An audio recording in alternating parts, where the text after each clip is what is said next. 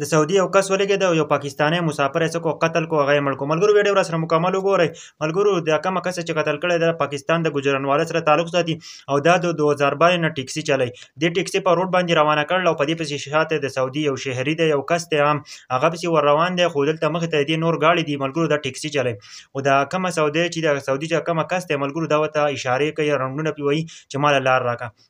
ملګرو چې کله د دې نه مخکې نه ګاډي لار شوي دي که نه د علي نو ایسته کې هغه ولې لار ورکړې ده نو چې علي ولې لار ورکړې ده او د سعودي راکوز شوی دی سعودي دا کومه شهري چې دی نو دغه راکوز شوی دی او د علي سره ګرم شوی دی وایي تا ولې ماله لار نه راکول هغه ورته ویل چې زما دا مخې ته ګاډی او ما ته په دې وجه باندې لار در نه کړه. ملګرو خو د سعودي نه دی د سعودي چې دی نو دې اخره کې یو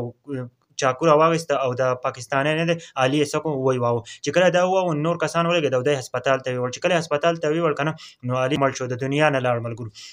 د هغه نه پس چې دی نو په دې باندې یو کیس ظاهر شو دا کم کس چې د علي قتل کړی و نو په هغه باندې یو کیس ظاهر کو نو کیس چې دی نو بیا ایسته کې د سعودي حکومت چې دی نو اخر قاتل یې گرفتار کو چې کله دی گرفتار کو د اخره انجام یې څه ورسېدو پانسۍ ته ورسېد چې دې له پانسۍ ورکړه کېږي د یو کس وژلی دی. د